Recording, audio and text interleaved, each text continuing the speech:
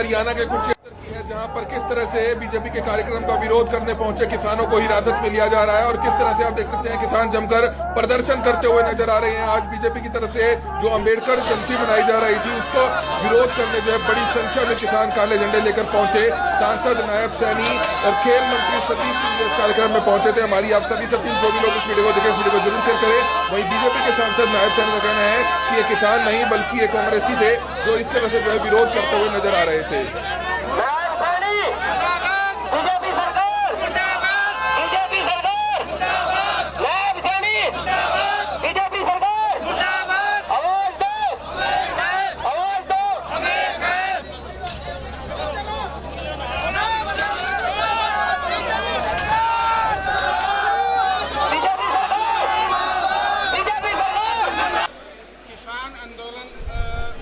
BJP के लिए उग्र रूप ले चुका है, क्या कहें? देखिए, आप किसान आंदोलन ना कहें तो कांग्रेस आंदोलन कहें तो ठीक है, परंतु कुछ किसान के नाम के ऊपर किसान का नाम लेकर के जो विपक्षी पार्टियां कार्य कर रही हैं वो ये नहीं पचा पा रही कि जो नरेंद्र मोदी और मनोहर लाल जी जो कार्य कर रहे हैं कि वो कार्य कैसे कर रहे हैं, वो कार्य नहीं होने चाहिए, वो लाभ उन तक नहीं पहुंचने चाहिए, उनको रोकने का काम कर रहे हैं।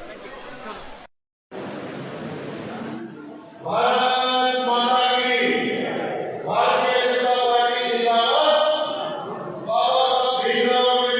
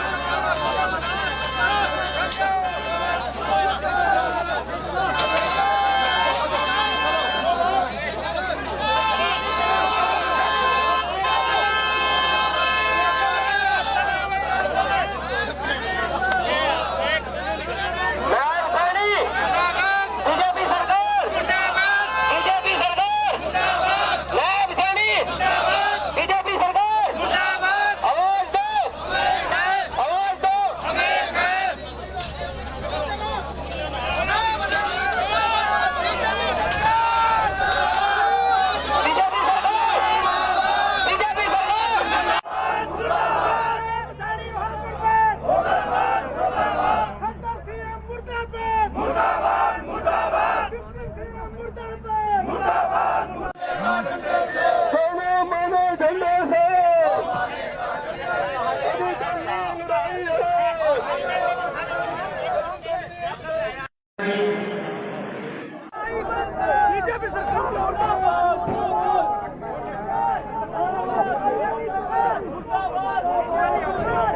साहब भीमराव अम्बेडकर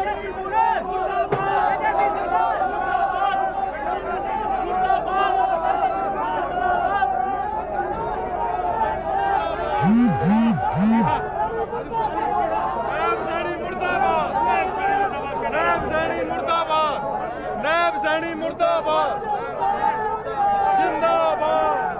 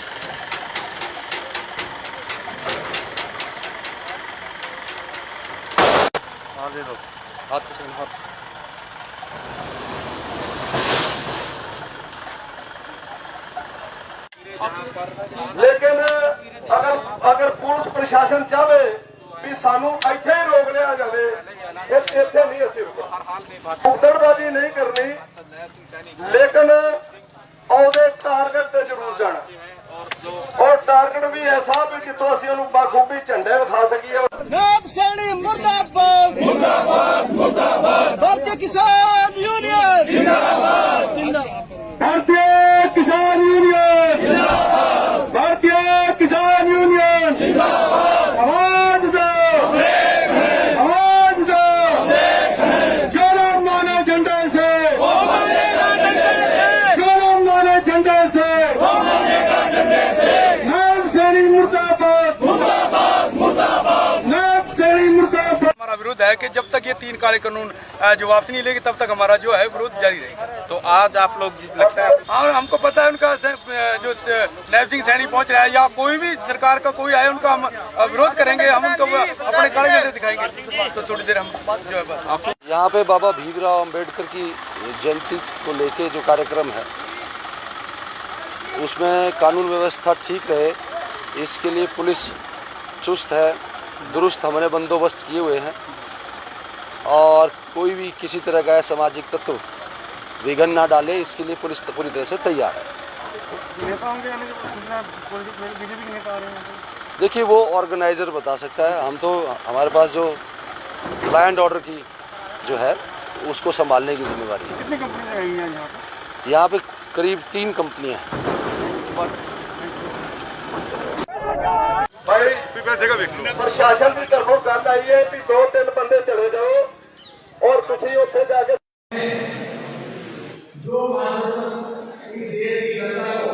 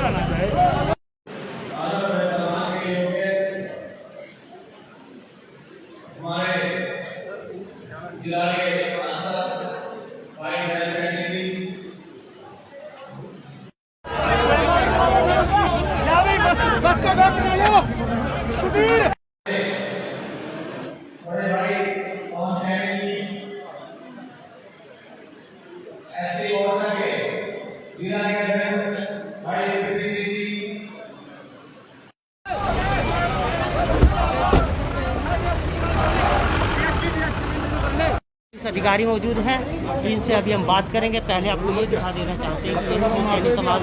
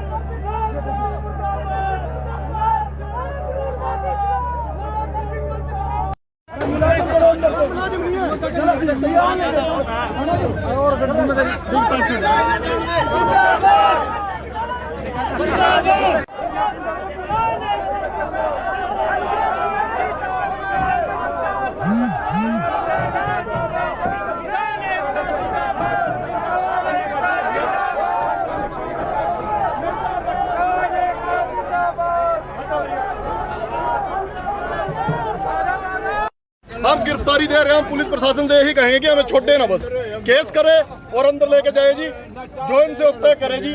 हम शांति प्रिय तरीके से अपना धरना देने आए हैं, अब ये नहीं देने दे रहे, हम इसमें क्या कर सकते हैं जी।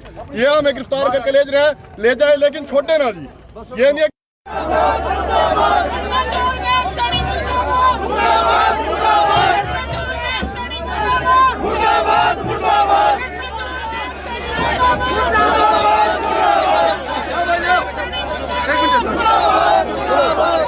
धार्मिक प्रोग्राम था, उसके बावजूद भी किसानों ने यहाँ पर प्रदर्शन किया, क्या कहेंगे?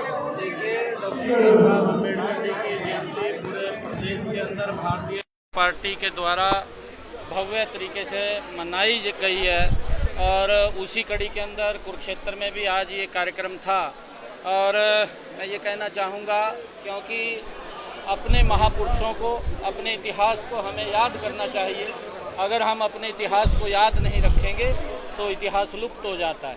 ये हमारे लिए परम सौभाग्य की बात है कि डॉक्टर साहब ऐसे महामानव थे जिन्होंने इस देश को पवित्र संविधान दिया और जिस संविधान को लेकर के देश के नहीं विश्व के महान नेता आदरणीय नरेंद्र मोदी जी देश को मजबूती से आगे बढ़ा रहे हैं। हरियाणा प्रदेश के अंदर भी हमारे लोकप्रिय मुख्यमंत्री डॉक्टर भीमराव अंबेडकर जी के कदमों के ऊपर चलते हुए लोगों तक वो सारी सुविधाएं पहुंचाने का काम कर रहे हैं और हमें ऐसे अवसरों को गंवाना नहीं चाहिए। ऐसे अवसरों को, उनके दिवसों को हमने मना करके संकल्प लेना चाहिए कि जो रास्ता वो हमें दिखा करके गए हैं उस रास्ते के ऊपर हम सब चल सकें।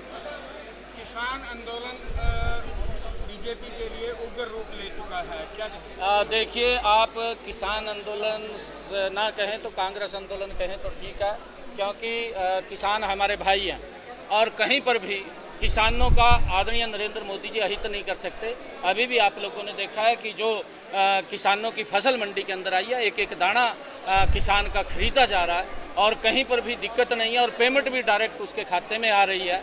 किसानों को किसी प्रकार की कोई दिक्कत नहीं है। किसान हमारे भाई हैं, हम उनको प्रणाम करते हैं, उनको नमन करते हैं, उनके चरणों में हम प्रणाम करते हैं किसानों के। किसान इस देश का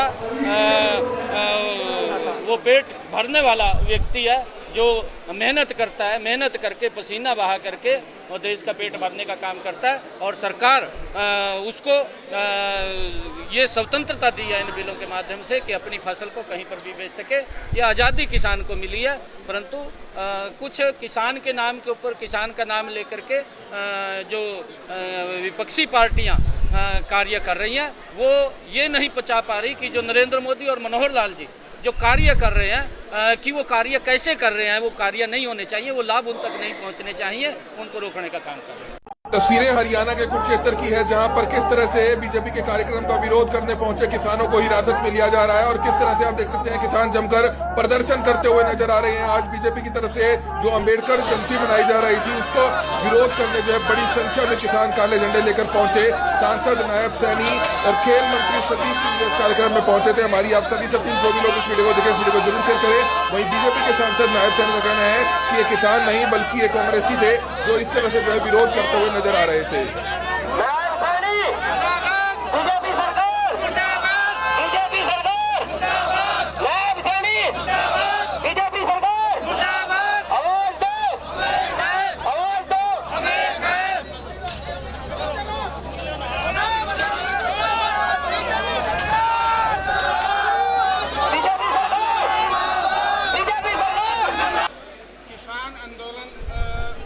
बीजेपी के लिए उग्र रूप ले चुका है, क्या कहें? देखिए, आप किसान आंदोलन ना कहें तो कांग्रेस आंदोलन कहें तो ठीक है, परंतु कुछ किसान के नाम के ऊपर, किसान का नाम लेकर के जो विपक्षी पार्टियां कार्य कर रही हैं वो ये नहीं पचा पा रही कि जो नरेंद्र मोदी और मनोहर लाल जी जो कार्य कर रहे हैं कि वो कार्य कैसे कर रहे हैं, वो कार्य नहीं होने चाहिए, वो लाभ उन तक नहीं पहुंचने चाहिए, उनको रोकने का काम कर रहे हैं। भारत माता की भारतीय जनता पार्टी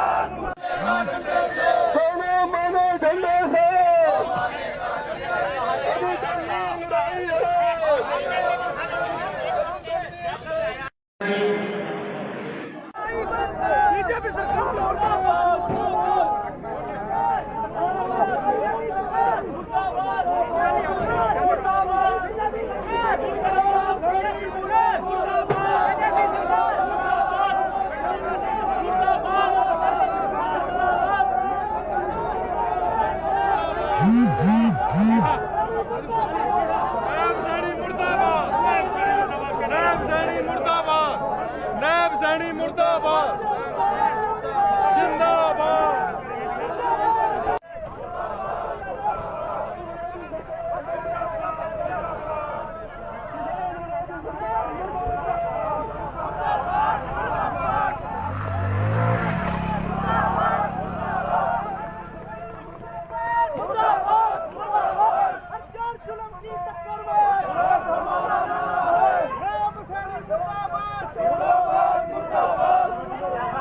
बाबा साहब भीमराव अम्बेडकर अमर रहे।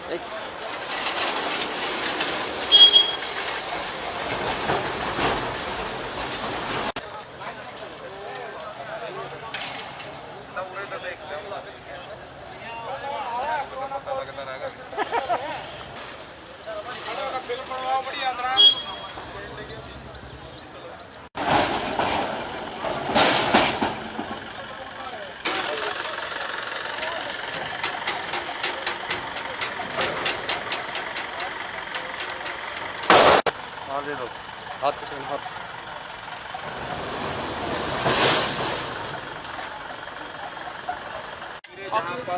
लेकिन अगर पुलिस प्रशासन चाहे भी सानू ਇੱਥੇ ਹੀ रोक लिया जाए, ਇੱਥੇ नहीं ਅਸੀਂ रुकना। उगदड़बाजी नहीं करनी, लेकिन ਉਹਦੇ टारगेट ਤੇ ਜ਼ਰੂਰ जाना, और टारगेट भी ऐसा भी जितों ਅਸੀਂ ਉਹਨੂੰ ਬਾਖੂਬੀ ਝੰਡੇ ਵਿਖਾ ਸਕੀਏ। नायब सैनी मुर्दाबाद मुर्दाबाद मुर्दाबाद भारतीय किसान यूनियन जिंदाबाद जिंदाबाद भारतीय किसान यूनियन जिंदाबाद, भारतीय किसान यूनियन जिंदाबाद। आवाज दो, आवाज दो, जो लोग माने झंडे से वो मानेगा झंडे से, जो लोग माने झंडे से वो मानेगा झंडे से। नायब सैनी मुर्दाबाद मुर्दाबाद मुर्दाबाद, नायब सैनी मुर्दाबाद। हमारा विरोध है कि जब तक ये 3 काले कानून जवाब नहीं लेंगे तब तक हमारा जो है विरोध जारी रहेगा। तो आज आप लोग लगता है हाँ, हमको पता है उनका जो नैब सिंह सैनी पहुंच रहा है या कोई भी सरकार का कोई आए उनका हम विरोध करेंगे, हम उनको अपने काले झंडे दिखाएंगे। तो थोड़ी देर हम जो है यहाँ पे बाबा भीमराव अंबेडकर की जयंती को लेके जो कार्यक्रम है उसमें कानून व्यवस्था ठीक रहे, इसके लिए पुलिस चुस्त है, दुरुस्त हमने बंदोबस्त किए हुए हैं, और कोई भी किसी तरह का असामाजिक तत्व विघन ना डाले, इसके लिए पुलिस पूरी तरह से तैयार है। देखिए वो ऑर्गेनाइजर बता सकता है, हम तो हमारे पास जो लॉ एंड ऑर्डर की जो है उसको संभालने की जिम्मेवारी है। कितनी कंपनी आई हैं यहाँ पे करीब 3 कंपनियाँ हैं। भाई प्रशासन की तरफों गल आई है कि 2-3 बंदे चले जाओ और तुसी उत्थे जाके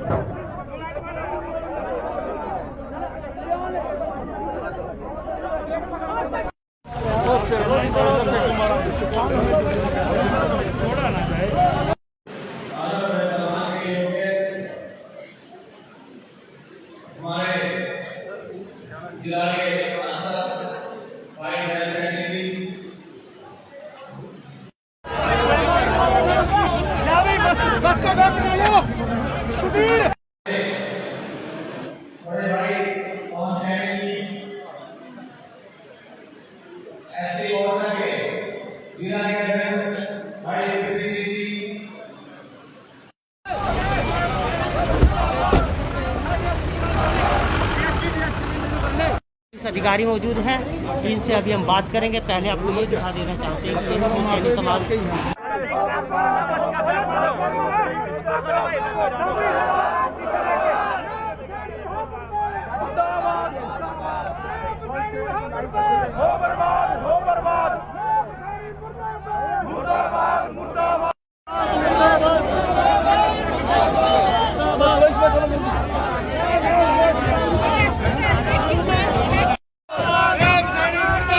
मुर्दाबाद मुर्दाबाद